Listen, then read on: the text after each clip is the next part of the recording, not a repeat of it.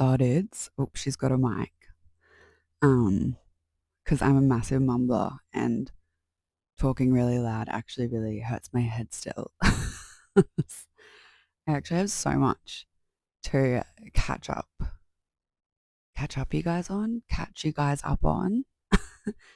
But I wanted to start with the whole migraine situation of things because you have all actually been so helpful, like the support that I've got from everybody and just I don't know, like the offer of ideas and honestly just giving me like a little bit of hope that things are actually gonna work has been great because I will trigger warning this. I am going to talk about mental health and I don't know, who knows what kind of tangent I'm going to go on. So just so everyone is aware, um,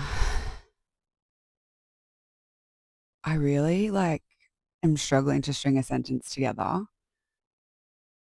Um, but she'll be right. We got this. We got this. So I've always suffered from migraines here and there. I used to get maybe like, I used to just get them every now and then, honestly. Or when I was having flare up and my fatigue was really bad, I would get a migraine. But the last year specifically has been absolutely awful. I've been getting at least like up to 3 migraines a week where I'm just absolutely debilitated and can't get out of bed. I just can't function. I walk around with my sunnies on the majority of the time. My Botox is still settling, but we'll get to that. So I'm kind of like good one day and then just crusty as fudge the next. I'm going to try not to swear in this. Let's see how we go. But yeah, so the last year has been just specifically terrible with it all, honestly. So I went to my GP, as you do, asked to see if there was anything they could give me for it. The first thing that I got given to try and treat my migraines, the other thing is the days I haven't had a migraine, I've had a tension headache. So pretty like every day I've had a headache of some form on some sort of scale, which is just really, really fucking awesome and fun and cool. Um, but the first medication they gave me was Norgesic.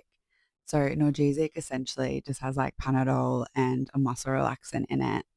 But because Panadol Osteo is part of my pain management plan and I take that 3 times a day, obviously you don't want to be taking too much Panadol. You don't want to really be taking too much of anything. But I could only take this medication twice a day.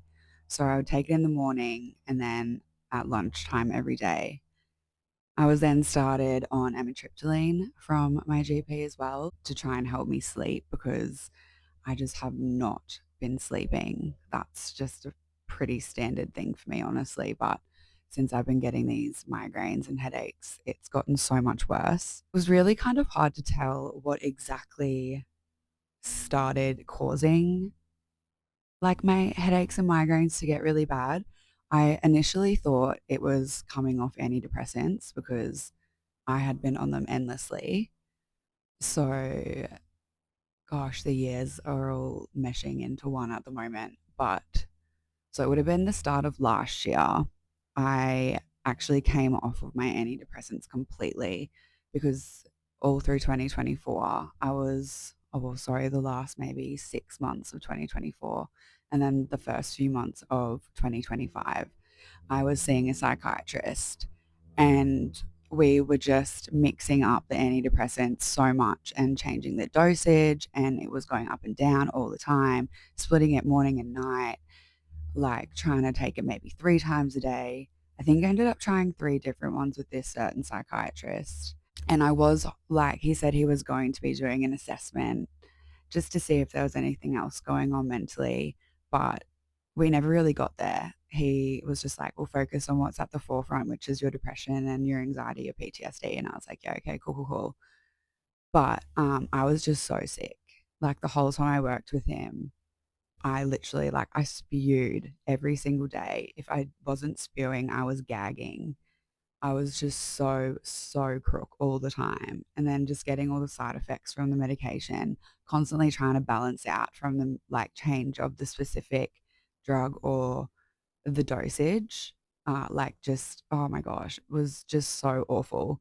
Like one of them made my body like break out in a rash and it was just so painful.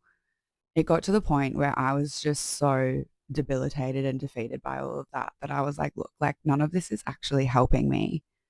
And I ended up not even going back to see him because I was also driving 2 hours for these appointments and paying like $300 to see him every time. And it was like the quickest appointment, and it would just be his, like, this is what we'll do to tweak your medication. I did also have to start seeing this specific one because, well, it's just so hard to find a psychiatrist, let's be real. And to find one that you mesh with is like another, far out, mesh with is hard as well. Yeah, I don't know. He was like a nice enough guy, you know. It is what it is. I didn't find he was helping me much, but I was also working on dropping some of my pain meds for my endo. But because I've been on them for such a long time and it being a high opioid, naturally my body's going to go through some kind of withdrawal. So I did get told to probably, like, it would be best for me to see a psychiatrist that dealt with addiction as well, just in case I started to go through any of that, like withdrawal kind of stuff or anything that sort of came with that. And we did also, when I was seeing him, drop my pain meds while we were also tweaking my mental health meds. And it just absolutely rocked me. So stopped seeing him, came off my antidepressants because I was like, I just need a break. I can't do this leveling out anymore. Nothing's leveling out. And I just felt absolutely awful. So I wasn't sure if it was coming off my antidepressants. I was really stressed in my old job. Nothing was going right there. I wanted to start a new job, and then starting a new job, learning something new. I had to go back to the gyno. We changed my hormones. So obviously that again, like, gives you headaches naturally already. So like that on top of the migraines was absolutely awful. I had made my report to AFRA and the health ombudsman. AFRA, I still don't, I always say that wrong. Um, and the health ombudsman, and all of that was a whole thing and went on for months, dealing with a lot of other personal things and traumas that I was trying to work through and I guess bring some justice to, like just life stuff on top of that, trying to balance like my endo and my mental health and, like, already everything that comes with your chronic illness, and then trying to be a normal human that works somewhat, if that's even possible. I say that so lightly because I work 2 or 3 days a week. I just don't have the capacity to do any more than that. And sometimes I don't even have the capacity for that. I think as well, yeah, like everything going on in my personal life was just really, really hard to navigate. Still is really hard to navigate, but we're slowly working through it all. We're getting there. My neck is out all the time. It's always sore. So I wasn't sure if it was that, like the not sleeping, like all of these things really would have contributed to it all. But we just couldn't find out what the actual root of it was because, again, complex case. There's just so much going on. Like, who knows? So frustrating. Story of my life. And I know a lot of you will relate to that. Like, oh, like, I don't know how many times I've been told I'm a complex case or just like a tough patient to figure out. I'm like, sorry, dude. Like, welcome to my life. Honestly, yeah, really, like, just a lot happening. So it was pretty full on. The amitriptyline, that was like one of the first mental health medications I got given like years ago, and it didn't work. Stopped taking it. Wasn't taking it for that this time. It's essentially meant to help just calm and relax you and slow your brain down a little bit. I didn't get that kind of relief from it. If anything, it actually made my dreams worse. I already have wild, vivid dreams like all the time. I could tell you what they were like the next day when I woke up, or sometimes I couldn't. I just wake up like crying and sweating and just like it just ruins your day. Sometimes you just don't even know what was going on. So, like, that was really fun. I wanted to stop the amitriptyline, but I got told I had to go and see a neurologist and I should stay on the amitriptyline because it is one of the medications that they use for migraines. So, stayed on amitriptyline, had even weirder dreams, like just kind of bringing like some more traumatic stuff to the surface in my sleep. So my brain just never shuts off, really. Again, that's pretty normal for me, but it did get worse with the amitriptyline. I found a neurologist in town and like where I live in Toowoomba, and I got told initially that I wouldn't be able to see him until September. And this was probably like January that I found this out. I was like, oh my God, like, what? I don't think I can actually do this for like another year and not have any kind of like that's crazy. Like, what do you mean? But then it ended up being that they had a cancellation earlier in the year. So I got to get in to see him sooner. This was probably like the second week of January, I want to say. It was like an $800 appointment to see him for the first time. So that was also super cute. Loved that. He was really lovely. Like, he is really lovely. I still see him and I'm like, still working with this specialist. So essentially, before I started seeing the neurologist, I've honestly been grasping at straws to see like what I can do to try and, I guess, relieve some pressure or just any tension in my head. Like, I'm constantly massaging it all the time, like just all up here. Like, for the longest time, I actually haven't even been able to touch my head so gently, like just a tiny little touch without it really, really hurting. Like, it just feels like your whole head is bruised. And sometimes, like, I can feel my muscles like bulging out of my head because they were just like so inflamed. So I was actually looking into getting some Botox done because I heard that that's, really great and that people get a lot of relief from that. So I was looking into that. And then there were some places around that I saw did it, but I guess I was a bit skeptical to just go to anywhere to get that done, considering how bad and debilitating my head was. Not saying that other people aren't qualified to do it, but I just couldn't risk anything not being done properly. I actually ended up in between the time that I got told that I'd have to wait until September to see the neurologist. I went and got my daith pierced, hoping that that would help just even a little bit. I don't even think that's scientifically proven at all. Again, grasping at straws. When I got it done though, it was actually insane. The noise it made, didn't love that. But the pop, like it's like something, like some muscle just snapped. It almost just felt like a string snapping, and it felt quite nice actually that day. It did flare up my migraines for the next couple of days after I got pierced, but now I don't even think it's doing anything. It's just pretty now at this point, and it's still healing as cartilage piercings do. But 2 weeks, 2 or 3 weeks after I got that done, that's when I got the call about the neurologist having a cancellation. I could go and see him.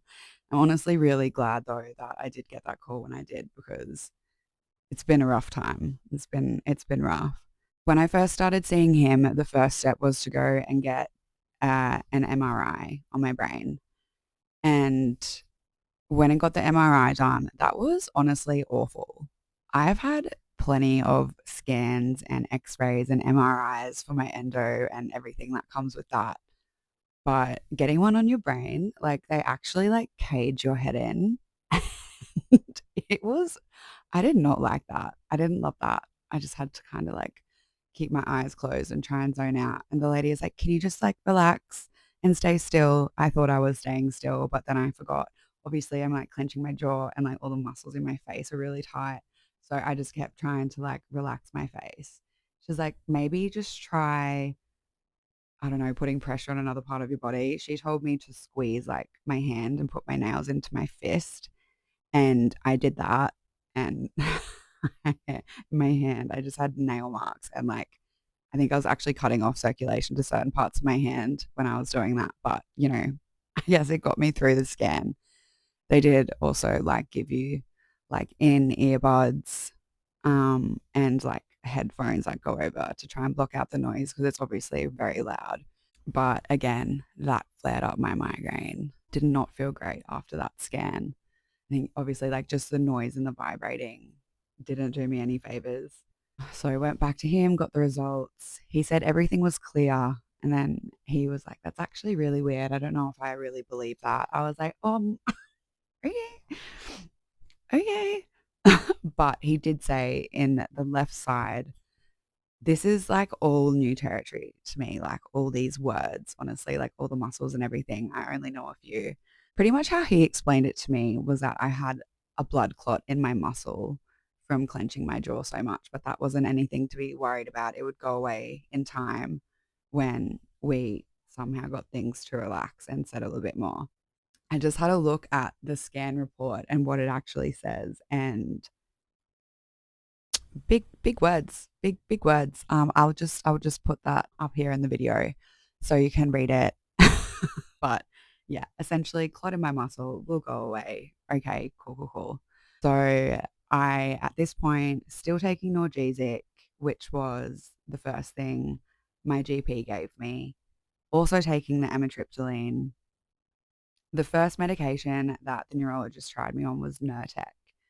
So essentially, I had to write so much down. I'm not going to lie. So if you see me like, I'm just looking at my notes. So the Nurtec was $35 for one tablet. And essentially, it was to be taken when I was bedridden by my migraine. So I got two tablets. I only ended up taking one because it just gave me gnarly abdominal pain, like made my stomach pains so much worse and didn't actually do anything for my migraine. So I didn't even bother taking the second one. I was just like, okay, like, so that didn't work. Ended up having to have another call with him, which again, for 10 minutes talking to this man on the phone, like $230. Cool. And then in my first appointment with him, he actually wrote me a script for topiramate as well. So topiramate is another medication used to treat migraines. Sorry, let me just like backtrack for 2 seconds here. He explained to me to be eligible to get Botox, like preventative Botox for migraines, subsidized by Medicare, you need to have tried 3 medications off this list that, you know, the government says it's cool. Like, this is what you have to try first. So I had tried amitriptyline, Nurtec at this point, and then topiramate was the next one for me to try. Topiramate was to be taken at nighttime. So at this point too, I'm still taking the amitriptyline. I told him I wanted to go off the amitriptyline. I wasn't getting any relief from it. He said that I had to stay on it for now because topiramate and amitriptyline together can be wondrous for some people. It could also be bad. He did tell me with the topiramate to be careful. He said it can create a lot of like SI. So just, wanting to like unalive yourself. um, if my depression got any worse, to stop taking it, just instantly stop taking it. So the first night I took topiramate was actually insane. Insane. So again, going back to my terrible dreams that I already have, the amitriptyline already making it worse, the topiramate on top of that was awful. Like, I only took it for 2 nights and I only took it the second night in hope that the first night was a fluke. But my dreams on topiramate were awful. Like, I woke up in tears, like just people in my dreams that I don't want there, like just, I guess, triggering situations and and people that were very much correlated to some of the things that I was trying to work through. So, like, just them being in my dreams a lot. I also had dreams like that people were dying, and like so many people I loved were in these dreams. Like, the house was burning down and like demons and stuff. Like, I'm not even like, I would like to think I'm not afraid of that. But it's the first time I've actually had a dream like that I can remember, like just being chased by them and just feeling so scared. And then, yeah, like houses burning down with people that I love in them, like the air being polluted, not being able to breathe, and just random stuff. But the thing about these dreams is it's not just the fact that I could remember it so specifically and that they were traumatic as fuck, but like I could actually feel the things that were happening in these dreams, like in the dream, if that makes any sense at all. It was wild. Like I woke up sweating when I was having this dream about the fire and yeah, like the air pollution one, I felt like I woke up like gasping, like trying to catch my breath. And I was like, what is going on? Like this is actually insane. So naturally, having dreams like that, that's actually going to make me depressed real quick. So I wasn't necessarily stopping because I was already depressed, but it was not helping my sleep, did not make it any better. I actually could not sleep. Like, and when I was asleep, my dreams were gnarly. So I was just like, look, this isn't working for me either. I just like, I'm not taking that. I'm stopping this. Like, and he was happy for that. He's happy for me to stop it. And I said to him, I'm also going to stop the amitriptyline because I'd only been on the amitriptyline for probably like 5 months and I wasn't on a very high dose of that. I could just stop that instantly. I didn't have to wean off it or anything like that. But then, balancing out because it is an antidepressant and it is still in my system. Like, you still need to level out from not having that in your system again. So, did that. That was fun. So, stopped topiramate, stopped amitriptyline. I'm still taking Norgesic in the morning. And depending whether like lunchtime or before bed, like I take it, it just honestly depends on the day. I've tried to like not I don't know. It's really hard with medication, especially when you've got so many. Like I take like 12 different medications, probably more than that, actually, probably like 14 just to get through the day. And I know a lot of people can relate to that as well.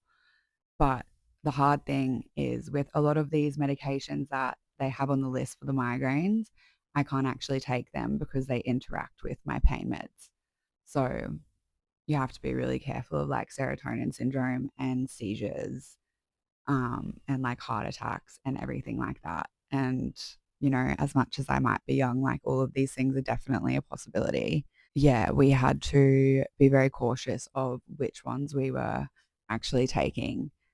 So, because I had tried those three medications that then gave me the all clear to get the Botox, he was saying from the start, the neurologist, that, I really think that you'd be a great candidate for the Botox. And I was keen for that, honestly. Before I went and got medication for this sort of stuff, someone actually told me about like the triade, which is something for like your neck, or it can be used in different parts of your body, but there is a specific part of it that is for your neck and it's meant to help relieve pressure from your neck. When I get really stressed, obviously you get really tense, and my neck is one thing that is like the first thing to play up on me. So sleeping gets really hard. And then obviously, like the neck pain would then be shooting up into my head and just like essentially make my migraine so much worse. Usually, I would be going to the chiropractor like once a month or once every couple of weeks. But in between seeing the neurologist, keeping up with my psychologist in Brisbane, trying to find a new psychiatrist, going to the gyno, all of these specialists and all these new medications and then missing work, everything just starts adding up. It's really hard to keep on top of all the appointments and then also try and have somewhat of a social life around this. So I tried the triade and was massaging all the time. One of my medical canna things that I use, my Ananda hemp roll on oil, I've been putting that on my temples religiously for the last actually probably like 2 or 3 years, since maybe 2 years. I did find that it's not necessarily that it helped a lot, if that makes sense, but like I could feel the difference if I didn't put it on before I went to sleep. I've always been a jaw clencher, like always have the tightest jaw. But obviously that like was making my head so much worse. So during the day, you're constantly telling yourself to like relax your jaw, relax your head, like relax your face. But when you're asleep, you can't do that. So I, for probably actually like the last few years, have been waking up with really bad jaw pain. And I don't know if this is all just everything slowly piling up on each other that now dealing with chronic migraines is something to add to the chronic list of things that I have to try and function with. The other option that the neurologist gave me was an injection. And this injection was something that you went and got monthly. And there's a couple of different ones you can get. We haven't tried that yet. I did say to him, I'm a bit skeptical to try that at the moment, considering the other migraine medications I've tried have all just been a fail for me. But also, like, they're not sleeping things really hard. So, clenching my jaw all the time and waking up like with that pain and obviously having all of these terrible dreams makes me clench my jaw even more. So it's just like, it's just a vicious cycle, really. One thing triggers the other thing and it just keeps going. Also, got this recently a little migraine cap. I saw these a while ago and I honestly wish I got it sooner. Because if I had this at the start when I got my Botox treatment, it would have been amazeballs. But essentially, it's just like a little gel thing that can be hot or cold and you just put it on and it like is nice and tight and soft. I wish it kept like the temperature a little bit longer. I find even with my migraines, when I want to put heat on my head, like I need it to be scorching, like when I'm using a heat pack or anything like that kind of like situation for my endo pain as well. I was like, oh, do I get it? Like, don't I get it? Like, I don't know. Highly recommend get it because I was just walking around with heat packs strapped to my head and using my dressing gown cord to tie it up like I did when I got my wisdom teeth out. Improvising at its finest. Another thing I tried was this butterfly pillow. I had a few people suggest a couple of different pillows, and I had been looking at different pillows for a few weeks. I've tried changing my pillow probably over like the last year and even my mattress. Like I've tried to just see like what I can do to improve my sleep quality, and it's been so hard. Nothing has actually helped. I haven't been able to try the pillow as much as I would like because by the time I got the pillow, I had just gotten my Botox injections. So painful. I couldn't use it. I guess the like reason that I wanted to get a butterfly pillow was one of my best friends actually told me about it. I forgot he actually told me ages ago that he used it and that he got like that he found that it helped him. And I was like, damn it, I wish I actually remembered that sooner.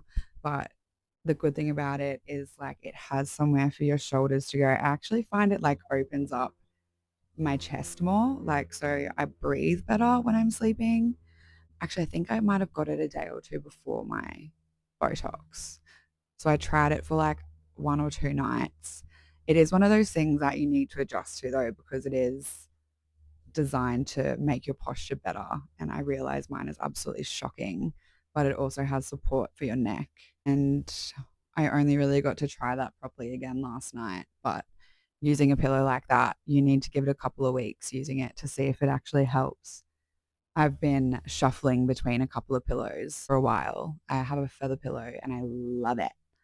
But some days it's like that's too hard somehow. And then I have another pillow that's kind of thin and soft and that sucks some days. And then I had one from my nana. I tried that. That pillow sucked. It was too high. It like made my neck pain worse.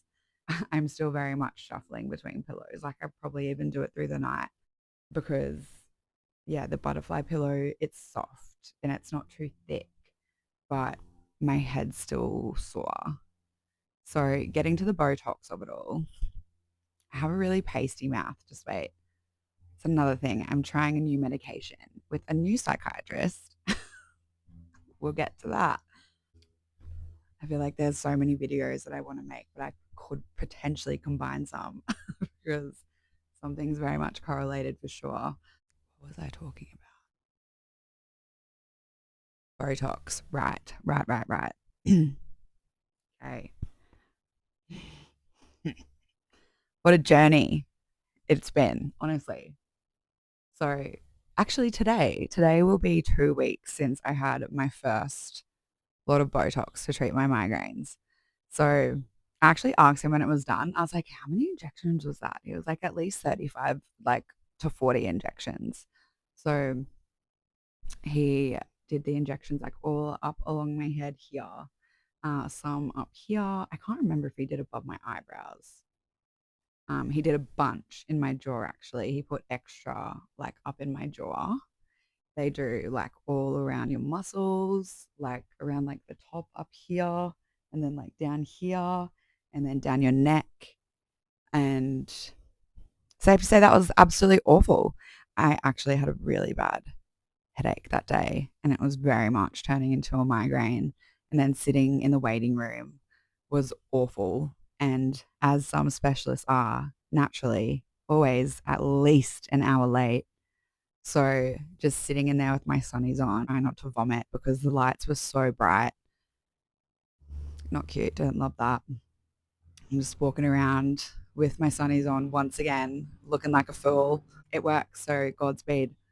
He did say that the first 24 hours of getting the Botox done was probably going to be pretty unpleasant and, to like not massage it, to only use cold relief, no heat. So I did that. I felt awful. I was actually in bed for pretty much like 9 days.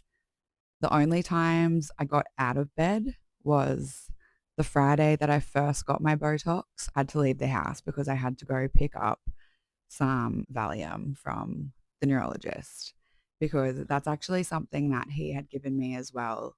I've been trying not to use that like very much, but I did have to take it some nights when my migraines were really bad. And if I went like a few days only getting like a couple hours sleep, like I just needed it to relax. And it was actually one thing that would help relax my body and my face and, actually settle my head down a little bit.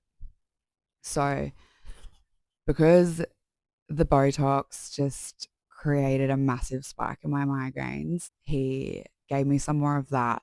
But I only thought like I was talking to him about it in my appointment, forgot about it like while we were there amongst all the Botox and everything like that. And then there was a nurse in there and like, obviously she's there trying to like distract you and talk to you so you're not in too much pain. But then all of that just made me forget the other shit I needed to ask him for. So I remember driving home and he's on the other side of town to me. And really, it's probably not that far.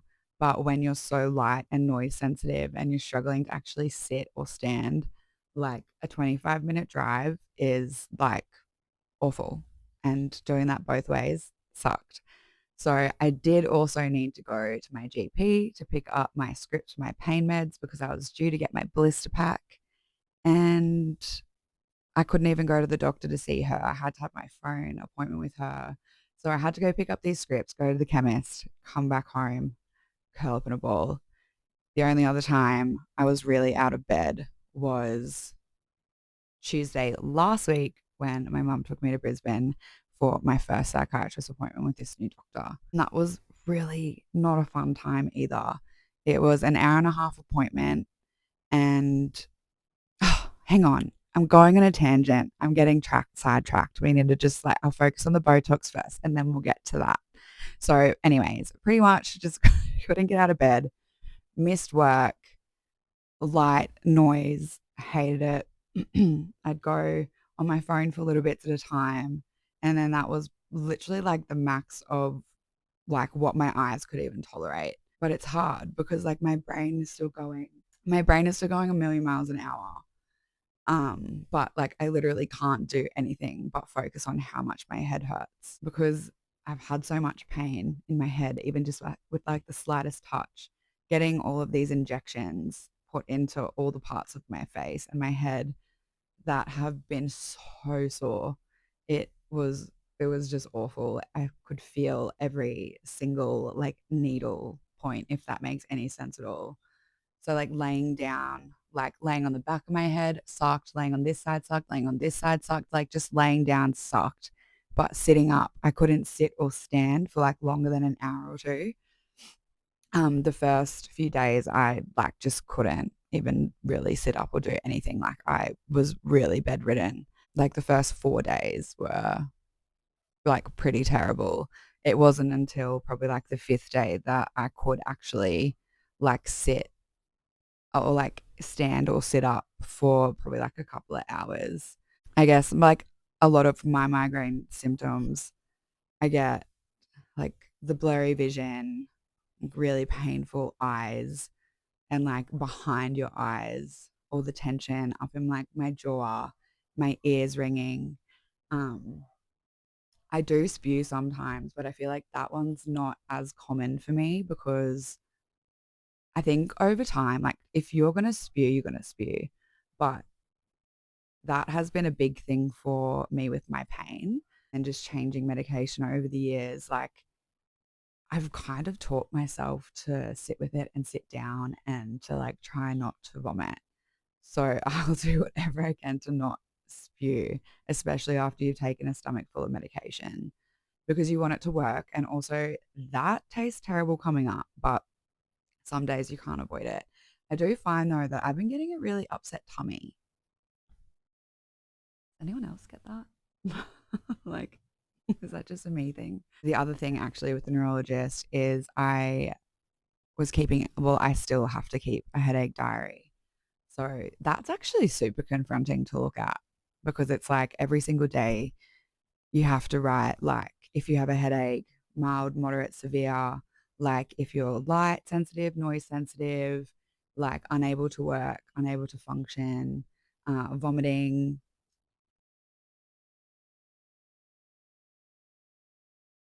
I feel like there was another thing on there. Anyways, like just, whatever comes with migraines. Another part of it that you have to fill out is like if it's on one side, both sides, how long it lasts. But I didn't have to fill that bit out because mine very much shifts.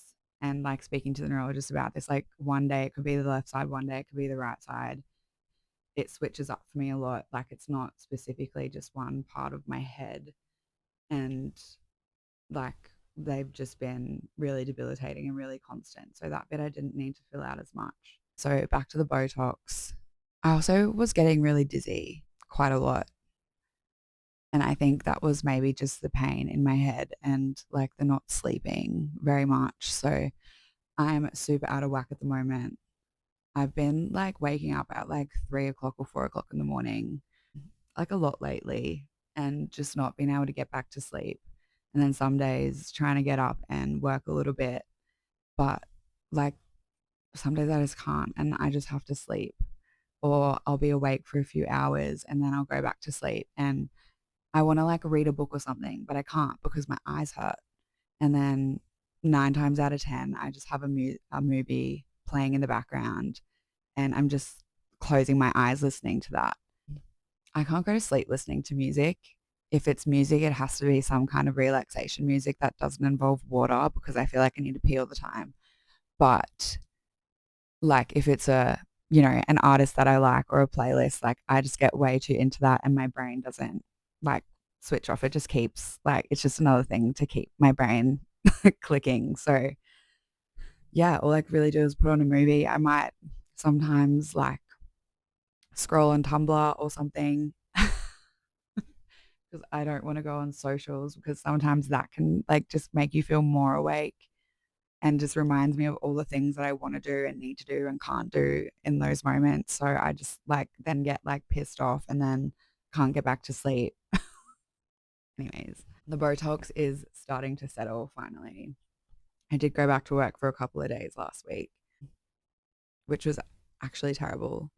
After being in bed for like 9 days, my body just got so weak, as it does when you have a flare up of any kind of form and having to be in bed for a while and not being able to move much or bend and lift and do things like you just, like you just naturally get like quite weak and have to build up your strength again. I also like my appetite was really off, like through the time like after my Botox.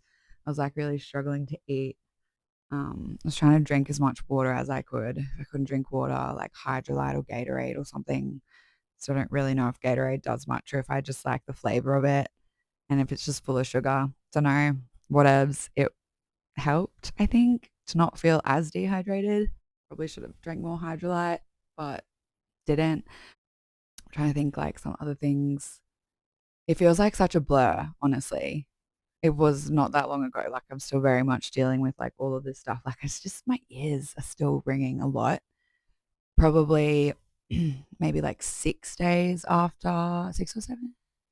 Yeah, maybe like a week after I got my Botox was the first time I could actually maybe feel like it was actually starting to do something. I woke up still with jaw pain, but not as bad. Like I could like feel that the Botox was starting to set and settle a little bit more.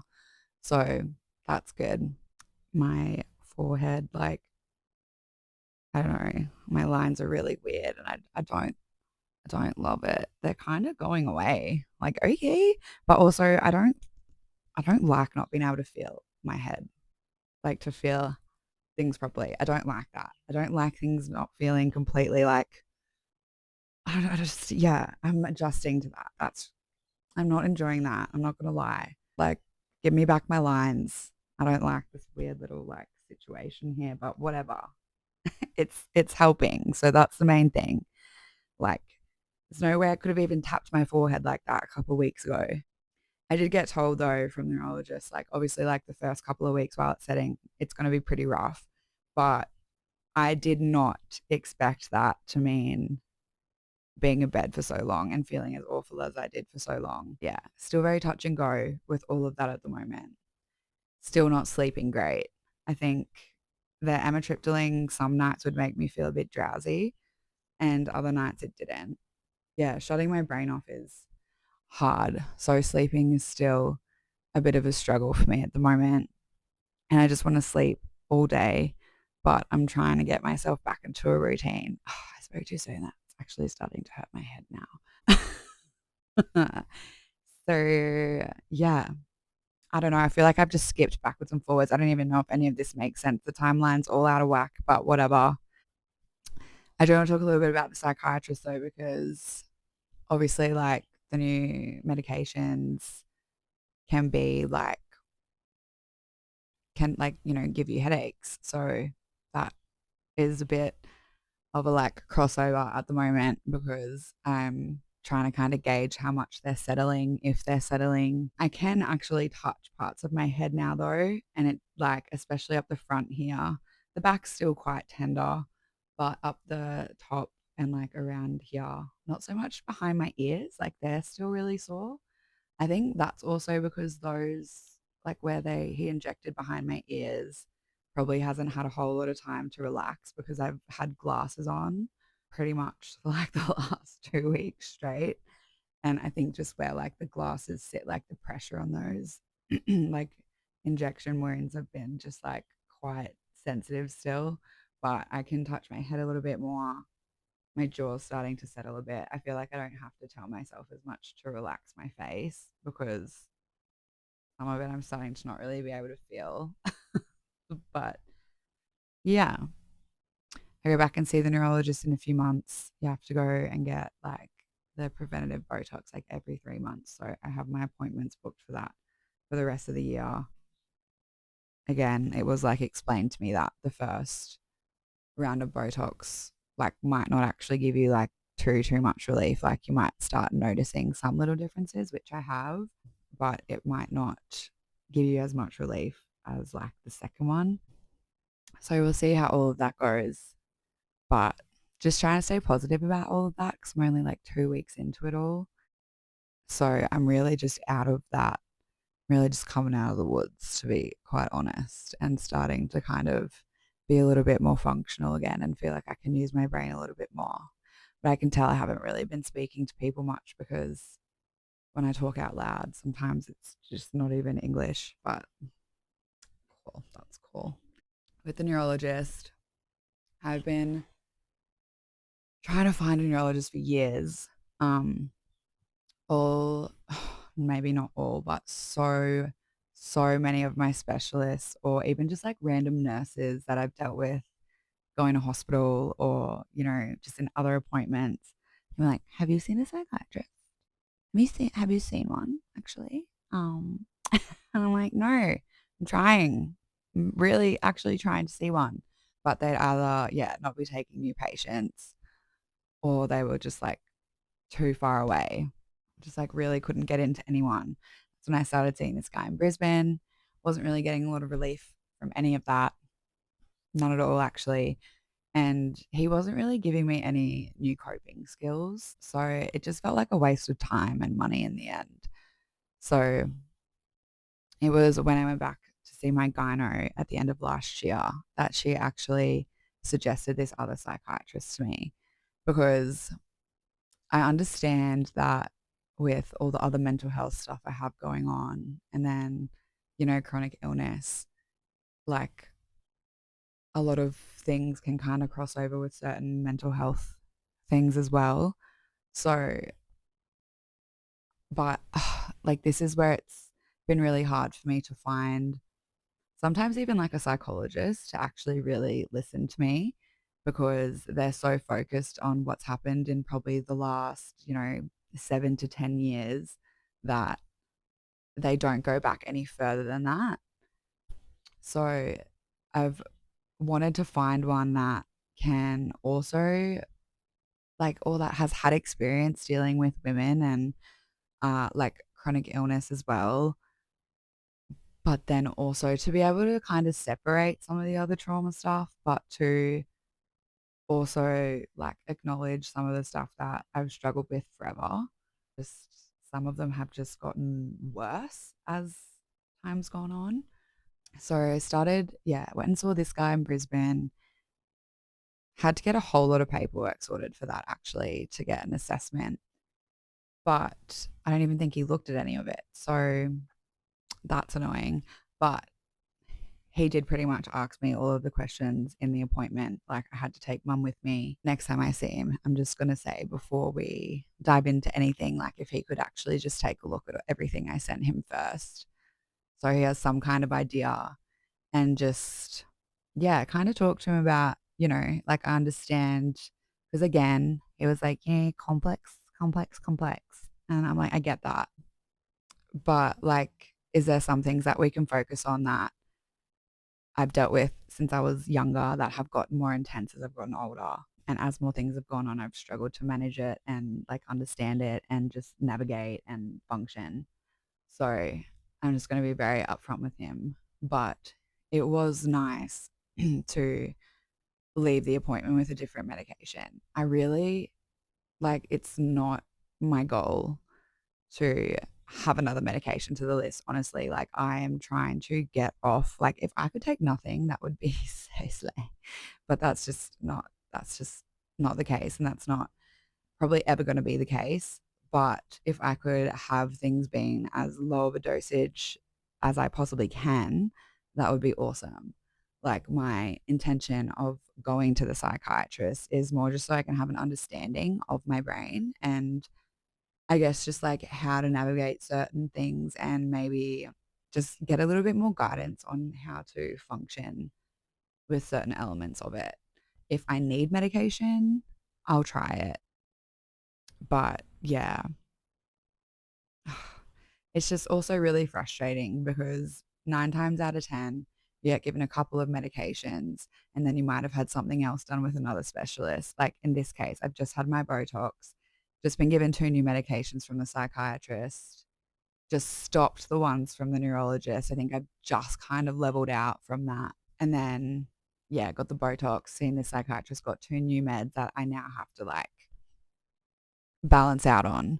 So he essentially was like, like I think there could be like a little bit of ADHD there for sure, but it's really hard because, you know, everything else going on. So I am actually keen to work with him a little bit more because just the way he talks about things and actually looks at different elements of stuff, I actually appreciate that. And he's not putting you just in this one box straight away. He's actually really trying to navigate it. And obviously, being the first time I've seen him and then having so much medical history and everything to get through, like, they can't diagnose you in your first appointment. Like, that's just like going to be too hard. And I do know that my brain is complex as fuck. Like, that is one thing that I agree with. I mean, my body is too. It's just annoying to hear it sometimes.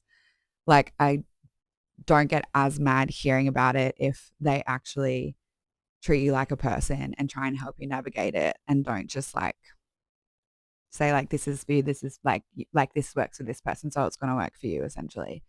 So yeah, see him again in another few weeks. He's just started me on Vyvanse on like quite a low dose at the moment, just to see if it helps quieten the noise in my brain. I was also taking the Norgesic in the morning, but Norgesic, because of the muscle relaxant, can actually make you drowsy. It doesn't make me drowsy when I take it in the morning. I find sometimes at nighttime, it might make me feel like a little bit sluggish, which is great to help me sleep. But oh, yeah. Yeah. So the Norgesic is obviously something that is kind of like bringing you lower, and then the Vyvanse is something that's meant to like bring you up a little bit. So I was like, I don't know if that's canceling each other out. And I really didn't even think of that until like last night or the night before, and I forgot yesterday, and I ended up taking the Norgesic in the morning as well. And this morning I didn't. I just took the Vyvanse. So I'm not really sure how it's making me feel yet, like if it's made much of a difference, but we'll see. Like, that was the other thing. Like, I was like, I wonder, like, surely he would have had to at least looked at my medication list before he prescribed me something else. So, like, I'm sure he just looked at like the base notes. And like, it was good that he could ask mum some questions to see like what I guess has been some stuff that's always been like a struggle for me. So I'll keep you posted on all of that.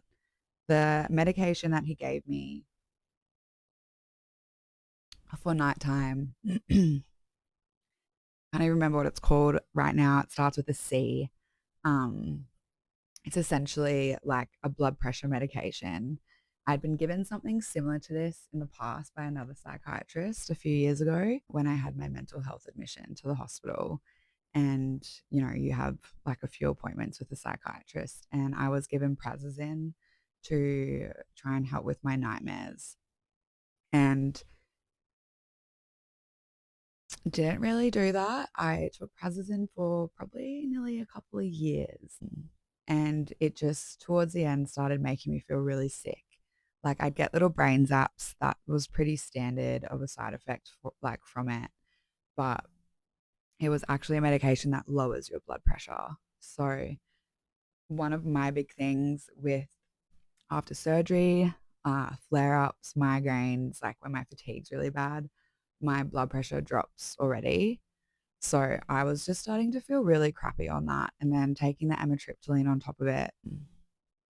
Oh, so I must have actually not long stopped Prazosin if I took it with amitriptyline. I was taking them together at one point.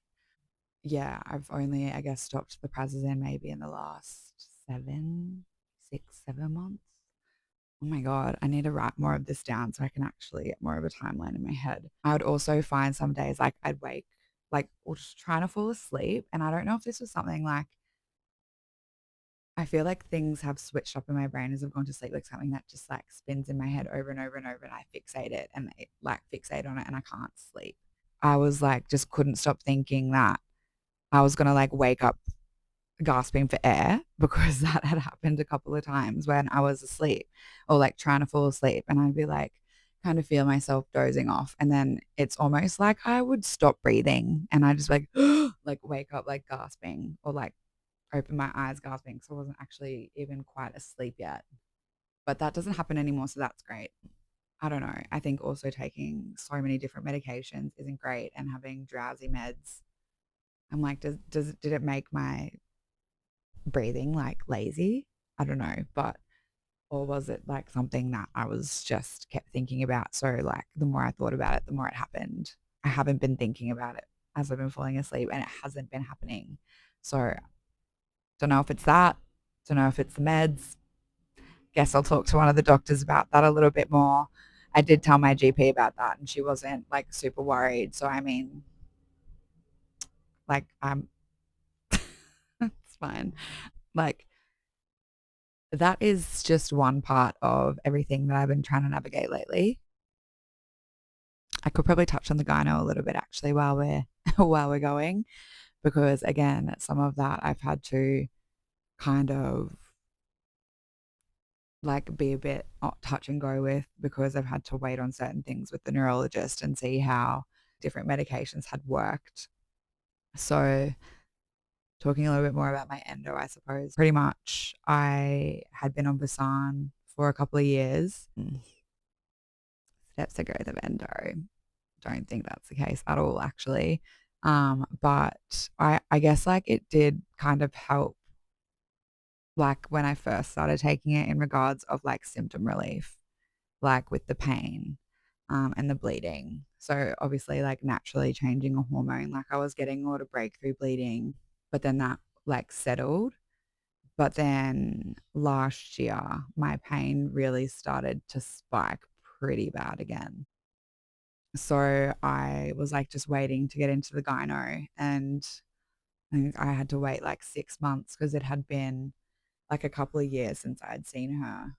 This has been my longest stint in like my endo journey where I haven't had a surgery or like had endless hospital admissions. Like my last hospital admission would have been a couple of years ago when I had like that cyst. I had to get it removed, and like then I had my ketamine infusion for my pain. So after getting the whole rudimentary horn removed, because that was 3 years ago in January since I had that removed. And I actually found that I got a little bit of relief from that. And I wish that got found sooner because, like, my quality of life has been a lot different since getting that taken out. Obviously, the first year after that surgery was pretty awful because I had the two laparoscopies like 5 weeks apart, and going through all like the same incision spots was pretty awful. And then just the natural healing from your surgeries. I think like the more you have, the longer it takes you to recover and the more it just sucks, honestly. So yeah, the first year pretty crappy. And then 2025, my pain wasn't as bad. It got pretty flared up from spewing so much, changing or like my antidepressants so often. So then, yeah, it started to get worse again last year, my pain. So, and then I also started getting a lot more breakthrough bleeding, and it just being like a lot more consistent and getting heavier and starting to get a lot more pain again. And like starting to get a little bit more of the clicking in my groin. I used to get that all the time, but then that actually settled a little bit after I got the rudimentary horn slash second uterus removed. Clicking, yes. So that started to come back a little bit.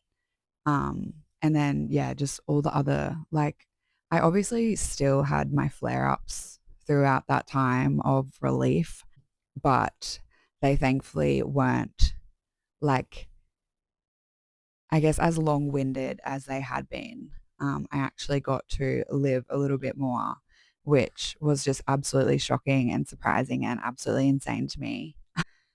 But I think, you know, obviously, again, like over time, like your adhesions, like things like to stick and that hurts. So essentially, like I just wanted to like avoid having to get another surgery like right now. I'm starting to really realize that I'm getting back to that point that I'm not going to be able to avoid it. And while that is the only way you can diagnose endo, it is also one of the only ways you really can manage it that isn't a band aid treatment.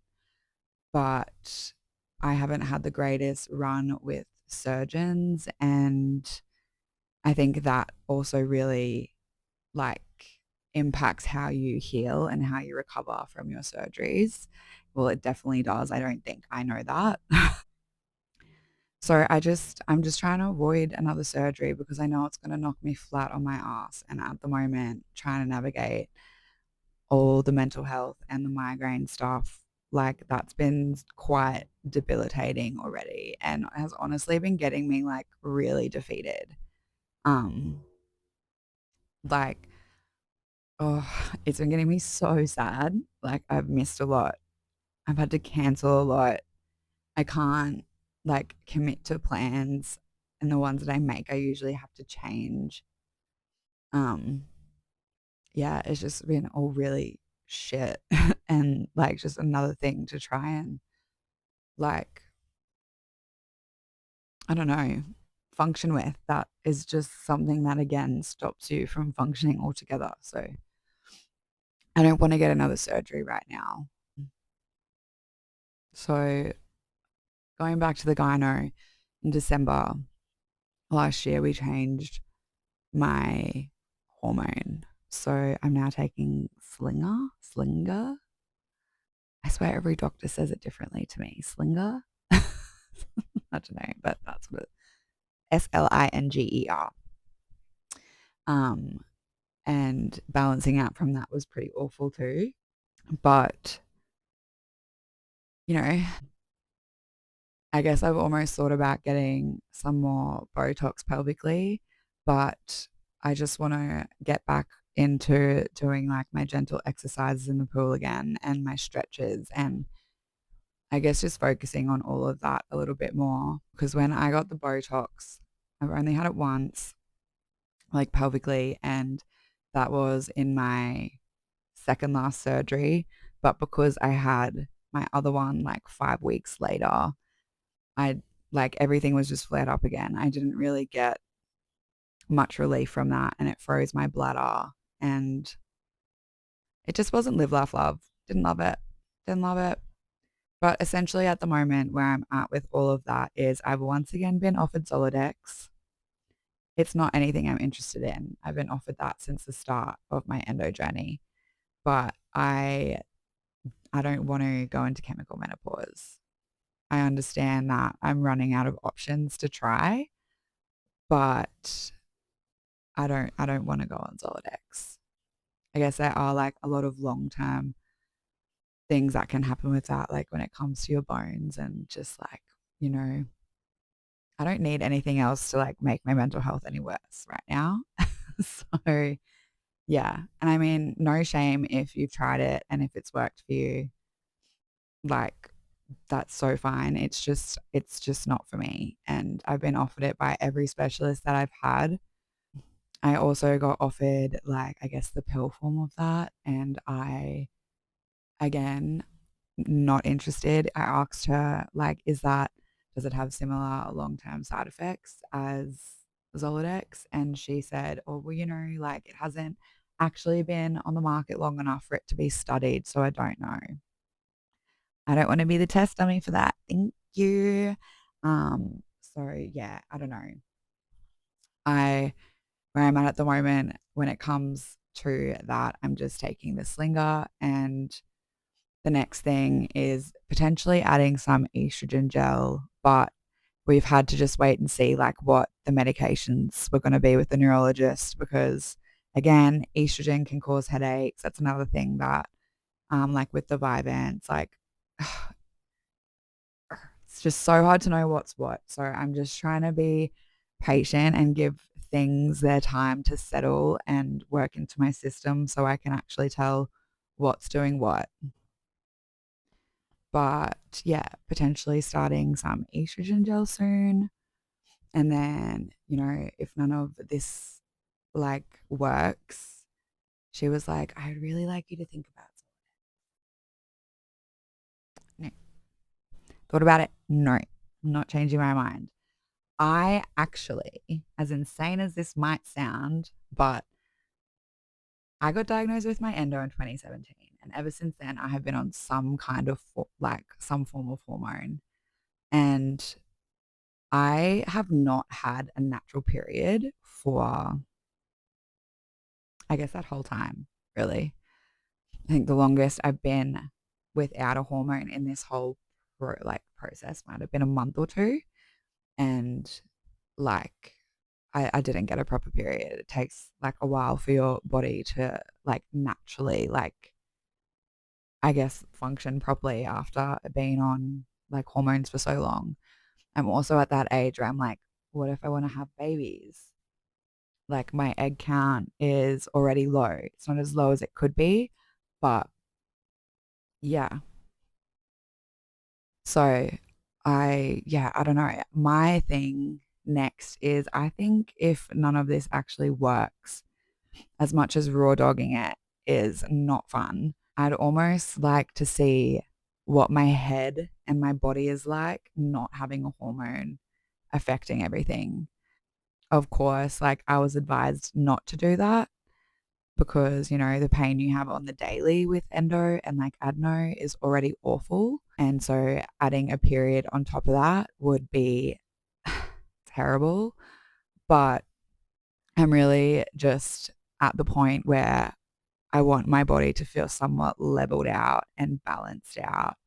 And like, I'm not going to get there with all these medications and being on so many of them for such a long time. It's getting to the point that I don't even know what it's like to be without them. And yeah, I'll be 31 this year.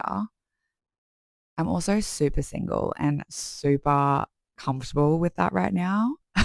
So babies aren't really like on the top of my list right now, but it's obviously something that's in the back of my head the older that I get. And again, with the whole unicornic uterus, and so only having half a uterus, one fallopian tube, like I'm going to have trouble carrying children, or I could have trouble and I could also not carry them to term. So there are obviously complications that come with other things like on top of my endo. So yeah, I don't know, just like lots to think about. So having all of this swirling around in my brain while trying to deal with everything else has been honestly why I've been disappearing and coming back to life so often. And then I have a wave of like, I'm going to get back into all of this. Like, I miss it. I miss you guys. I miss the connection. I miss helping people. I miss, I guess, just talking about it so openly and not feeling like I'm holding it so close to my chest. But that lasts for maybe like an hour or two and then I burn out and I just am constantly burnt out. So it's like just, it's a lot. But I, I'm trying to remember when I see my gyno again. I think I'm due to see her again in like a month or two. And we'll talk about, I guess, how the hormones have settled, like what we've worked out with the neurologist. She has given me the script for the estrogen gel. Um, and I guess I really could just ask the neurologist if he wants me to like go ahead with that. But I am just waiting. Like he knows about that and thinks that it won't be an issue. Actually, I did talk to him about that. So really, it's just when I'm ready to go add another thing to the list. But I'm going to wait for some of these other medications from the psychiatrist to settle and the Botox to settle. And then we'll think about potentially adding something else to the roster of meds. But yeah, actually, I didn't really.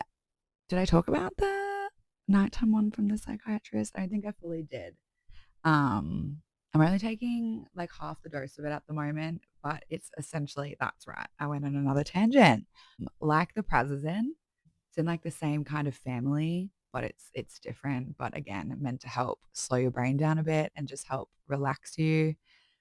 So far, hasn't helped with my sleeps or anything yet. But I do need to get in touch with my GP or actually call them because usually in any kind of like tweaking med situation, the specialist would give me a copy of how to like up or lower the dosage. Um, but because I go to my GP quite often and like I have to go get my pain meds scripts like every month and whatever else, I'm usually there every week or two, seeing my GP. But I think, yeah, I'm not due to see her for another few weeks. So I do need to get the information on like the dosage, like how to like navigate that and like what time frame I need to kind of give in between all of it. But again, I'm gonna wait till the I see if like the Norgesic is making the Vyvanse maybe not work as well. And then I'll tweak that one maybe. Oh my god. So exhausting. Constant tweaking of meds, constant changing of meds, constantly seeing new specialists, getting new shit diagnosed. Like, it's just so much to think about all the time. I am going to make another video soon about my journey with the health ombudsman and AFRA. Did I just say it right? AFRA. APRA. APRA. Whatever. And then because that is something I really, really need to talk about. But it is something that I also want to go back a little bit and actually put a little bit more of a proper timeline on to explain that whole story properly because I know some people know that journey of the whole unicornic uterus and the rudimentary horn and all of that. But I know a lot of people also wouldn't. And I just want to make sure I'm giving the right timeline of everything with that because I really need to bring awareness to that whole situation. And apparently that's all I can do at this point. So fucking awesome. But yeah, so we'll get to that when I have the brain cells. I'm working on it. I'm working on it. But oh my gosh, if you actually made it through this whole video, love you. I mean, love you if you didn't, because I've said a lot, really. We talked a lot of shit in between. The whole swearing thing didn't work out for me. The not swearing thing, I now realize a few F bombs in there, but whatever. Yeah. Thank you guys for watching this. I hope it was somewhat helpful and not just me being like, this is what's been going on with my life.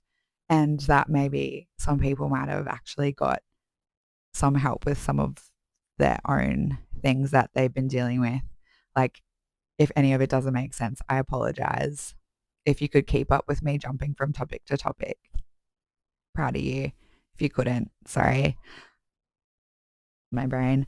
But yeah, I hope you guys are well. I hope you're having a low pain day. I hope you can function and eat some food. I hope you can shower, love yourself a little bit extra. Yeah, I just really hope that everyone's doing good and I will touch base with you guys soon. But yeah, please take care. Be kind to yourself. I'm also working on that. Be gentle. Also working on that.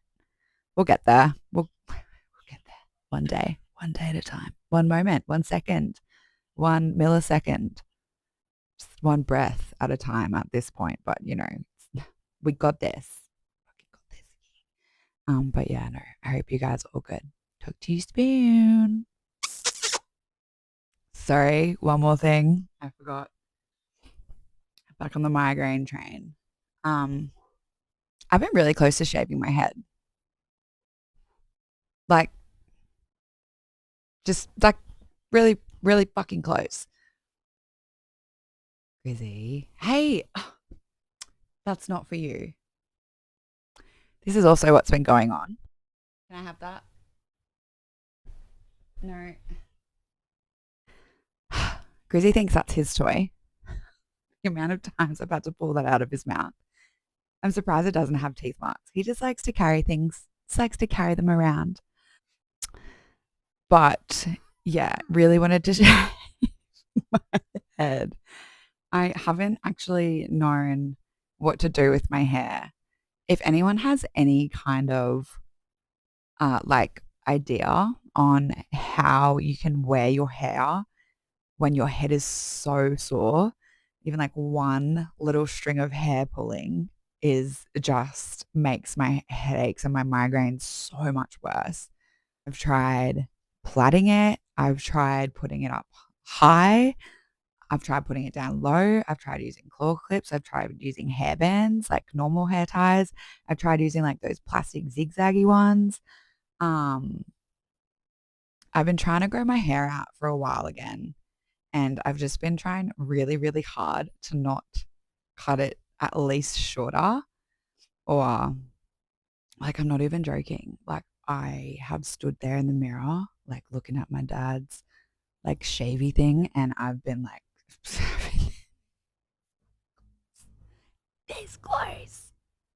Seriously. Like having no hair would be easier at this point. I'm actually thinking about getting some more layers in my hair so it's a little bit lighter and seeing if that helps. Because also, like, you wake up and you're laying on your hair and then your neck's even more out, and you're just like, it hurts your head even more. So, like, I always sleep with my hair like pushed up like that, like on my pillow. And I mean, like, that helps, but then it still pulls. Also, like, I can't go longer than like a couple of days. Oh, it's a shadow. I was like, did I just rub shit on my face? Yeah, like a couple of days without washing my hair. Cause like I find once it like gets more oily, like it hurts more to pull it back, or like it gets like a lump in the back of it. And like, yeah. But if anyone has any ideas on the whole hair situation when it comes to migraines and tension headaches, I would be so grateful for any kind of like anything on that doesn't require shaving your head.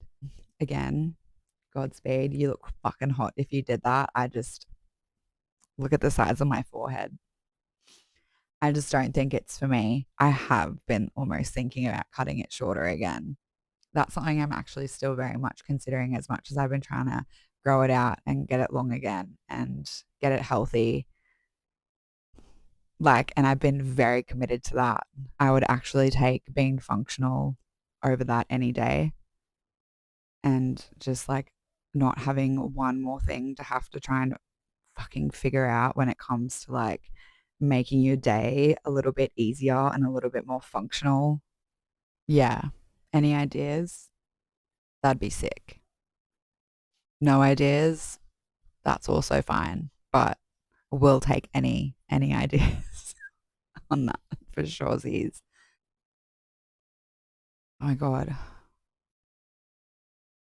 You ever just like sit down and remember like what the fuck is happening in the world, and it's just disgusting, and so many parts and factors and elements, and like you just don't have a lot of faith in humanity. Same.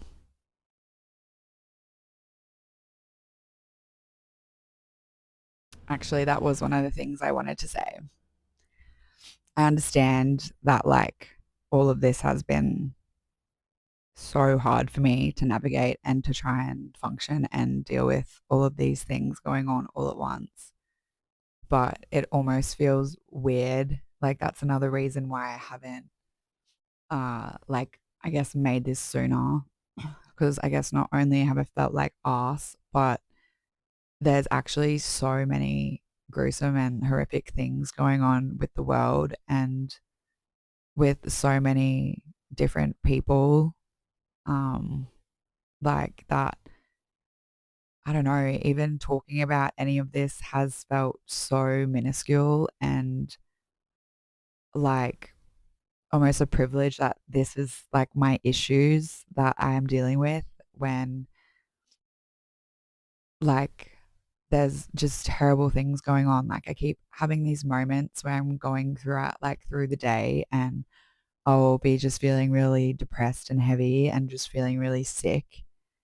And then thinking that, like, in this exact moment and time, like, people are losing their lives and their houses and their rights. And, like, it just feels like dystopian as fuck. It just feels crazy. Um, and I, like, wish I could do so much about all of it, but I can't. And I want to advocate for a lot of that stuff a lot more. But I've really realized lately that I have been struggling to even advocate for myself. So my advocacy in all of those other areas has been quite slim, honestly.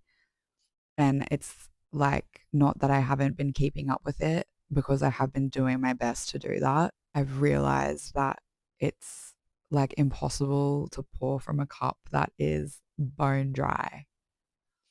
And when you're so burnt out. So I guess all of that has just come in waves for me as to when I've been able to advocate for other things. So then to sit here and make this video about my health, which for some people would be a dream, like it just, I don't know. It's just, it's weird. Like to think even like right in this moment, like someone is in terrible pain and they've just lost someone that they loved, or lost their right to do something that every person should have access to.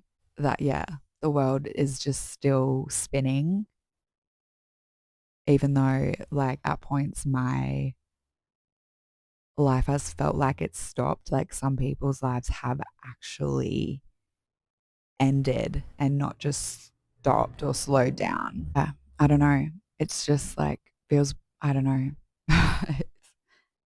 Like there's so much going on and so many people and so many things need support and need our voices and our attention and our care and our empathy and just our fucking love, and just like general human decency seems to be lacking at the moment, and it's really disgusting to see and impossible for me to even like understand, I guess, that some people can even be like that.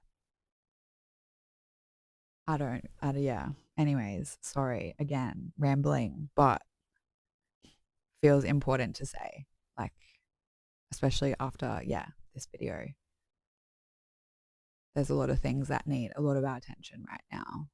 Also, giving your mind and your heart the time that you need to actually stay alive yourself and stay functional.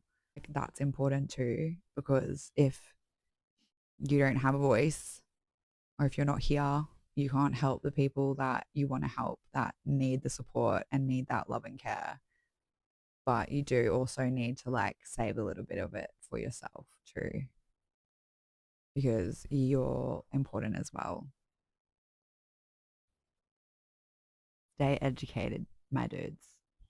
Like, yeah, stay up with what's important in the world right now, because there's a lot going on and a lot of people need a lot of support right now. So if you can give it to people, give it to them. If you need to give it to yourself, give it to yourself. But yeah, don't lose sight of like what's important. And that's actually just like human rights and people feeling safe and people having access to everything that humans, every single human, should have access to, and not just a certain demographic, demographic people. But yeah, cool beans. Illy.